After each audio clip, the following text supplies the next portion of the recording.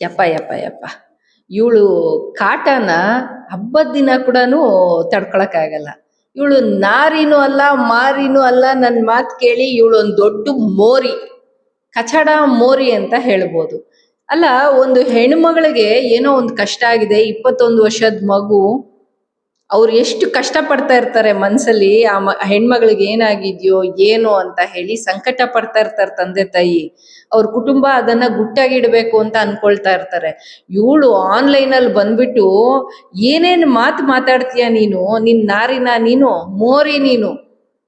ಅಲ್ಲ, ಆ ಮಗು ಏನ್ ಮಾಡಿತ್ತು ನಿನಗೆ? ನಿನಗೆ ಅವ್ರ ತಂದೆ ಮೇಲೆ ದ್ವೇಷ ಇರ್ಬೋದು, ಮಗು ಏನೇ ಮಾಡಿತ್ತು ನಿನಗೆ? ಎಂತ ಕಿತ್ತೋದ್ ಬುದ್ಧಿ ನಿನಗೆ ಅಂತ.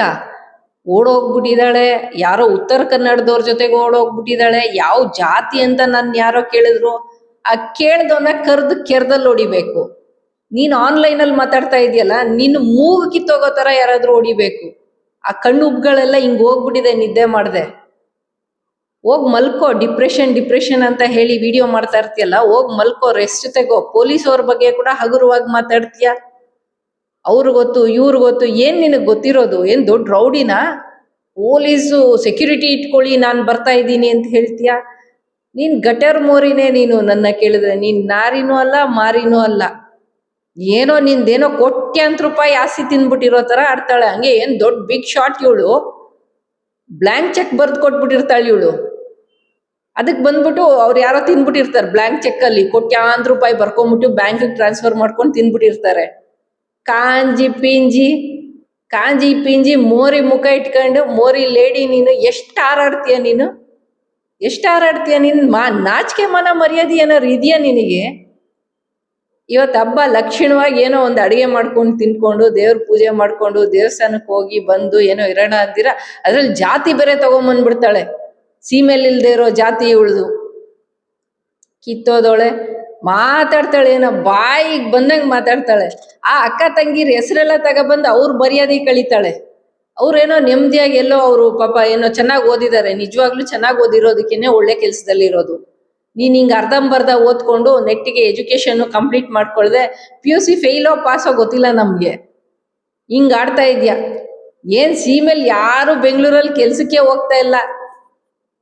ಕಿತ್ತೋದೋಳೆ, ಎಷ್ಟು ಮಾತಾಡ್ತೀಯೇ? ಪಾಪ 20 ವರ್ಷದ ಮಗುನ್ ಬೆಳ್ಸಕ್ ಅವ್ರು ಎಷ್ಟು ಕಷ್ಟಪಟ್ಟಿರ್ತಾರೆ. ಒಂದು ಇರ್ಬೇಕಾಗಿರೋ ವಿಚಾರನ ಆ ರೀತಿಯಾಗಿ ಬಂದು ಮಾತಾಡ್ತೀಯಲ್ಲ ನೀನು. ಸುಳ್ಳು ಹೇಳ್ಬಿಟ್ರು ಏನ್ ನಿಮ್ ಮನೆ ಮಕ್ಳು ಓಡೋಗಿದಾರ? ಹೇಳು. ನಿನಗ್ ನಾಚಿಕೆ ಮಾನ ಮರ್ಯಾದೆ ಇಲ್ಲ.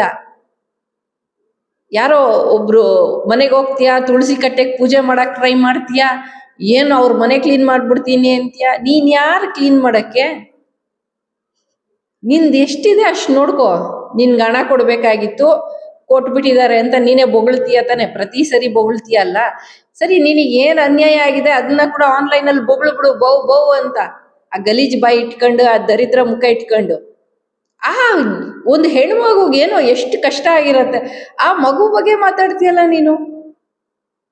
ನಿನ್ಗೇನು ಫೀಲಿಂಗ್ಸೇ ಇಲ್ವಾ? ನಾನು ಎಲ್ಲಾದ್ರೂ ಹಾಳಾಗೋಗ್ಲಿ ಬಿಡು, ಹಬ್ಬದ ದಿನ ಬೈಯೋದ್ ಬೇಡ ಇವಳಿಗೆ ಅಂತ ಹೇಳ್ಬಿಟ್ಟು ಸುಮ್ಮನೆ ಇದ್ದೆ ಬೆಳಗ್ಗೆಯಿಂದ. ಈಗ ವಿಡಿಯೋ ನೋಡ್ತೀನಿ, ವಾಪಸ್ ಕಿರಿಸ್ತಾ ಇದ್ದಾಳೆ. ಪೊಲೀಸವ್ರ ಬಗ್ಗೆ ಏನ್ ನೀನ್ ಅಷ್ಟು ಹಗುರವಾಗಿ ಮಾತಾಡ್ತೀಯ?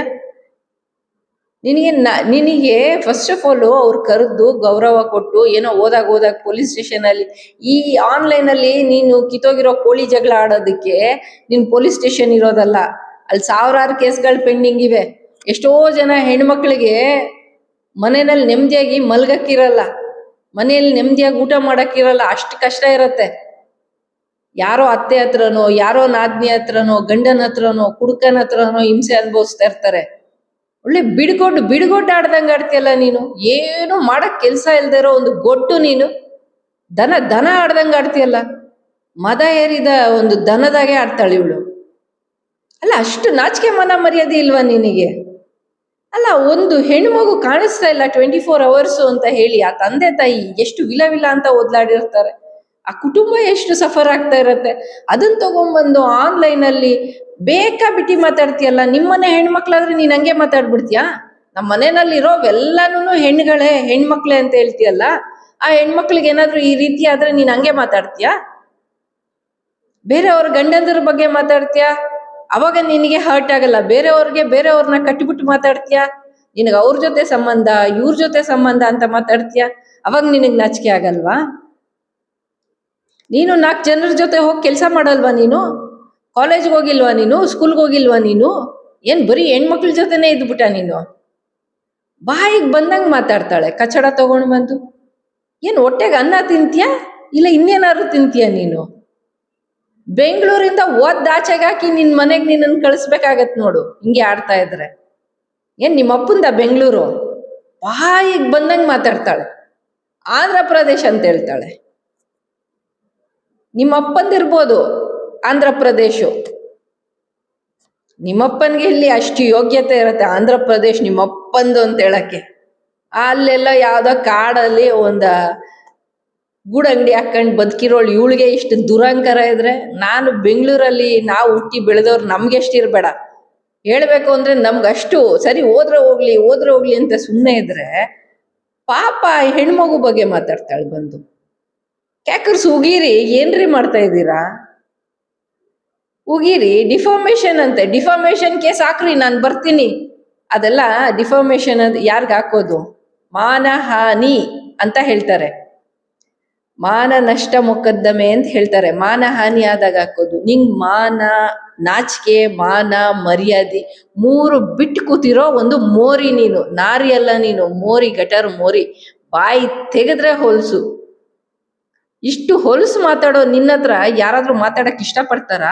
ನನ್ನ ಫೋನ್ ನಂಬರ್ ಕೊಟ್ಬಿಡಿ, ನನಗೆ ಫೋನ್ ಮಾಡಿ. ಹೌದು, ನೀನ್ ನಂಬರ್ ಕೇಳಿದ್ರೆ ನಾನು ಕೊಡಲ್ಲ. ನಿನ್ನಂತ ಕಚಡ ಮೋರಿ ಹತ್ರ ಮಾತಾಡಕ್ ನನಗೆ ಇಷ್ಟ ಇಲ್ಲ, ಹೊಲ್ಸ್ ಹತ್ರ ಮಾತಾಡೋದಕ್ಕೆ ನನಗೆ ಇಷ್ಟ ಇಲ್ಲವೇ ಇಲ್ಲ. ಹುಡ್ಕೊಂಡು ಬಂದ್ಬಿಡ್ತಾಳಂತೆ, ಹುಡ್ಕೊಂಡು. ಏನ್ ನಿಮ್ಮ ಅಪ್ಪನ ಮನೆ ಗಂಟು ತಿಂದ್ಬಿಟ್ಟಿದೀವ ನಾವು ನೀನ್ ಹುಡ್ಕೊಂಡ್ ಬರಕ್ಕೆ? ನಿಮ್ಮ ಅಪ್ಪನ ಮನೆ ಆಸ್ತಿ ತಿಂದಿದೀವ ಹೇಳು, ಇಲ್ಲ ನಿನ್ನ ಆಸ್ತಿ ತಿಂದಿದೀವ ಹೇಳು? ಹುಡ್ಕೊಂಬಂದ್ಬಿಡ್ತಾಳಂತೆ. ಅವ್ರು ಯಾರೋ ಈಸ್ಕೊಂಡವ್ರು ಕೂಡ ನಿನ್ ಮುಖದ ಮೇಲೆ ಬಿಸಾಕವ್ರಲ್ಲ, ಯಾರಿಗೋ 15,000 ಕೊಟ್ಬಿಟ್ಟಿದ್ದಲ್ಲ ನೀನು, ನಿನ್ ಮುಖಕ್ಕೆ ಬಿಸಾಕಿದಾರಲ್ಲ, ಮತ್ತಿನ್ನೇನ್ ನಿಂದು? Useless fellow. ಬಾಯಿಗೆ ಬಂದಂಗ್ ಮಾತಾಡ್ತಾಳೆ, ಮನಸ್ಸೋ ಇಚ್ಛೆ ಮಾತಾಡ್ತಾಳೆ. ಇವಳು ಕಾಲ್ ಧೂಳಗ್ ಸಮ ಅಂತೆ, ಕಾಲ್ ಧೂಳಗ್ ಸಮ ಅಂತೆ ಇವಳಿಗೆ. ಕಾಲ್ ಬೇರೆ ಇವಳ್ದು, ಅದಕ್ಕೊಂದು ಧೂಳು ಬೇರೆ. ಇವಳೆ ಒಂದ್ ದೊಡ್ಡ ಮೋರಿ, ಗಟಾರು ಮೋರಿಲ್ ಬಿದ್ದು ಒದ್ಲಾಡೋಳು ಹುಳ ಇವಳು, ಮೋರಿ ಹುಳ ಇವಳು. ಕಾಲಂತೆ ಧೂಳಂತೆ. ಎಂತ ಕಚಡ ಮನಸ್ಥಿತಿ ನಿಂದು.